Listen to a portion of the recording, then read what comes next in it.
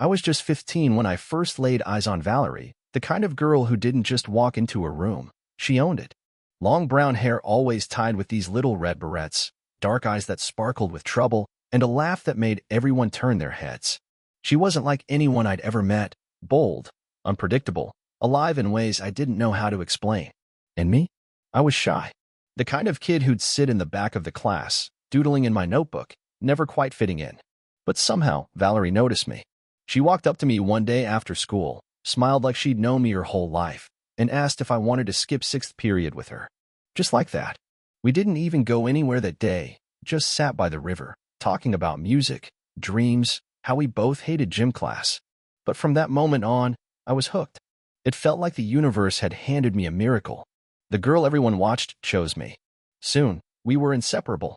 Passing notes in class, long phone calls that went on for hours until the cordless battery died. She'd surprise me with tiny gifts, a homemade bracelet, a silly poem, a ceramic unicorn she said looked lucky. I gave her my favorite mixtape. We carved our initials into a park bench. It was young love, messy, sweet, and all-consuming. But it didn't take long for the cracks to appear. She'd cancel plans at the last minute, claiming she had to babysit or that her mom grounded her, only for me to hear from friends that she was seen at the arcade with some guy no one could name. I brushed it off, told myself it wasn't what it looked like, that she loved me, because she said she did. I still remember the night I knew something was wrong. I'd saved for weeks mowing lawns and cleaning gutters just to take her to the county fair. Bought the tickets early, even had a little box of chocolate truffles from the local shop, her favorite. But she never showed up. Later that night, my friend Steve handed me a Polaroid, Valerie on the Ferris wheel, with another guy, not holding hands, kissing. My stomach dropped. My hands shook. I didn't know what to do. So the next day, I asked her. Not angrily, just confused, heartbroken. She looked at me with that same smile, tilted her head, and said, "You'll get over it. You always do." And just like that, the girl who once felt like magic turned into something else entirely, someone dangerous, someone who could twist love into a weapon. But I didn't leave. I should have. God knows I should have. But I stayed, hoping that the Valerie I fell for would come back. I didn't realize then, the girl I loved had never existed. And that was just the first page of a nightmare that would follow me for the rest of my life. After that Polaroid, the image of her lips on someone else's, frozen forever in grainy color, something inside me cracked. Not shattered completely, not yet, but cracked wide enough for doubt to seep in. And once that seed was planted, it never really left. But instead of ending things, I did what so many naive teenagers do. I convinced myself I could fix her, that we could be salvaged, that maybe, just maybe, it was a one-time mistake, a stupid moment that didn't mean anything. I still cared. God help me, I still loved her. So I stayed. And the apology never came. She never said she was sorry, not once. Instead, she said things like, "You're too sensitive," or "Don't make a big deal out of nothing." She'd vanish for days, and then show up outside my window with a crooked smile and a story that didn't quite make sense. But I let her back in, every time. Then it started getting darker. If I talked to another girl, even just casually, Valerie would find out. I don't know how, but she always knew. And the next day, that girl would suddenly stop talking to me altogether. One had her locker vandalized. Another found her bike tires slashed after school. Rumors spread. Whispers followed me down the hallways. At first, I thought it was coincidence. Then I saw Valerie smirking near the vending machines as someone read a lie about me out loud in the cafeteria. I confronted her once, told her I didn't like what was happening. She just laughed and said, "I don't share." It wasn't a joke. That spring, I finally got the courage to tell her I needed space. I didn't say break up, just space. A pause. A breath. But Valerie wasn't having it. She showed up at my house the next night, pounding on the door until my dad answered in his bathrobe.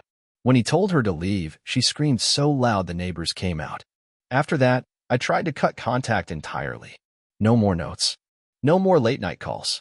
I even blocked her number from the house phone. But Valerie, she had a way of staying close. I'd find notes in my locker, folded in that same heart shape she used to leave me when we were in love. Messages carved into my desk. Once, she left a dead flower on my windshield with a ribbon that said, "You'll miss me." It wasn't romantic anymore. It was terrifying. At 16, I started sleeping with a pocket knife under my pillow. Not because I was brave, but because I didn't know what else to do. Every time I thought I was free, she'd show up again, smiling, like none of it ever happened, like she still owned me. And the scariest part? Somewhere deep down, I still wasn't sure if I was ready to let her go.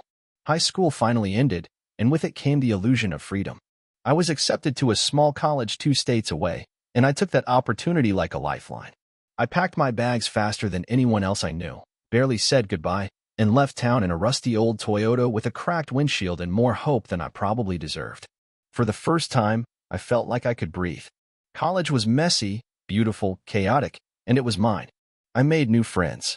Real ones. I dated. Carefully, awkwardly, like someone learning to walk again. I studied hard, took up photography, even joined a band for a little while. Life started to feel normal. Valerie was a ghost I thought I'd finally laid to rest.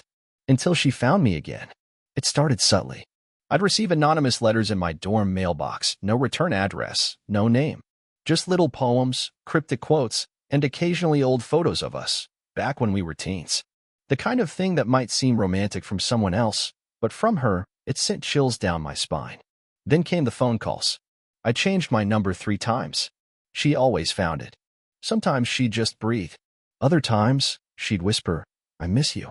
Once, when I didn't hang up right away, she said, "You're not safe with him. You're only safe with me." I reported it to campus security. They chalked it up to prank calls. But I knew better. Then one night, my girlfriend at the time, Sarah, and I came back from a movie. Our dorm door was cracked open. Nothing was missing, but all of Sarah's clothes had been cut up, slashed like someone had used a razor. My photos were still on the wall, but hers were all gone. Sarah was terrified. She moved out the next day. I didn't have proof, but in my gut, I knew. It was her. I left school a year early, took a job in another city just to feel safe. I started keeping my address off public records. I even had my name removed from the phone book. For years, I thought I had finally outrun her. I met someone, a woman named Claire. She was kind, grounded, the complete opposite of Valerie. We built a quiet life, small apartment, steady jobs, plans for the future. I told her about Valerie eventually, but not everything. Just enough. But on our 2nd anniversary, Claire received a letter in the mail. No return address.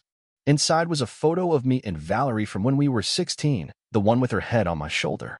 On the back, scrawled in red ink, were the words, "You'll never be safe with him." That was the moment I realized. Valerie didn't just want me. She wanted to destroy anything that came after her. After Claire got that letter, she didn't speak for almost an hour. She just sat there at our tiny kitchen table, staring at the photo like it was a time bomb. When she finally did look at me, her face said everything: fear, confusion, betrayal, even though I hadn't done anything wrong. That was the power Valerie still had. Even in silence, she could infect the people around me with doubt. Claire didn't leave me, not immediately. But things were never the same. Every knock on the door made her tense. Every anonymous number made her flinch. Eventually, she broke it off, said she loved me, but couldn't live with a shadow always lurking behind her. I didn't blame her. In fact, I started to feel cursed. Years passed. I moved again, this time across the country. I stopped using social media. I changed jobs, lived quietly, kept to myself. Whenever someone new came into my life, a colleague, a neighbor, a potential partner, I'd hesitate, wondering how long it would take before Valerie found a way to reach them. And still, she did. Sometimes it was subtle. A strange woman watching me from across the grocery store. A card left under my windshield wiper with no message, just a pressed flower inside. Once, I came home to find my front door slightly ajar. Nothing was missing, but I knew someone had been inside. I could feel her eyes even when she wasn't there. Then came the moment everything escalated. It was the early 2000s. I had finally purchased a small home, a fixer-upper with a garden, and a sense of peace I hadn't felt in years. I even started seeing someone again. Her name was Jenna. She was warm, patient, funny in a gentle way. She made me think maybe I could have a normal life after all. One night, after a quiet dinner at home, we heard a knock. It was nearly midnight. When I opened the door, no one was there. But lying on the porch was a knife. Just placed there. Clean. Gleaming. On top of it was a single piece of paper with handwriting I recognized instantly. Still watching. Always watching. I didn't sleep that night. The next morning, Jenna was gone. No note. No call. She never came back. I later found out she'd packed her things in the middle of the night and moved in with her sister out of state. And once again, I was alone, haunted by a woman who disappeared from my life physically, but never left me mentally. Years became decades. I never married, never had children. I stopped trying, because everywhere I went, Valerie followed.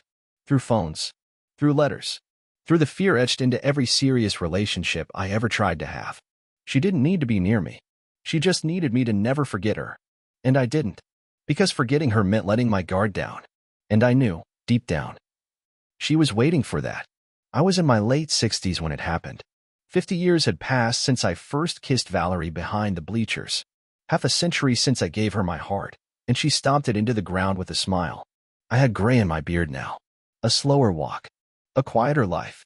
I lived alone, kept a routine. Gardening in the morning, books in the afternoon, silence in the evenings. I'd almost convinced myself she was gone. And then I got the message. It was a letter. No return address. Same handwriting. Still that looping, familiar script, like a teenager writing in a diary. Inside was a single photo. A recent one. Me. Taken from across the street. I could tell by the angle it was from the park bench near my house. The photo wasn't blurry, it was crystal clear. My gray hair, my old jacket, my tired expression. On the back, in red ink, was written, "Do you still miss me?" My heart didn't race. It stopped. That was the moment I realized she'd never stopped watching. Not for a year. Not for a decade. Never. She had followed me through time like a shadow stitched to my feet. I called the police. Again. They asked if I had any evidence that she'd trespassed, that she'd threatened me. I showed them the letter. They shrugged. She hasn't broken any laws, they said. But she had. She'd broken me. And yet, something in me stirred. Something defiant. I was old now. What else did I have to lose? So I wrote back. I mailed a letter with no return address. I knew she'd get it, she always did. And in it, I wrote 3 simple lines. I forgive you, Dot. I release you, Dot. You no longer exist. No anger. No fear. Just closure, my closure. Days passed. Then weeks. Then months. No notes. No photos. No breathing on the other end of the line. Silence. Then, almost a year later, a woman knocked on my door. She was maybe in her 30s, blonde, tall, serious. She held an envelope and said, "You don't know me, but..." Valerie was my mother. I felt the world tilt.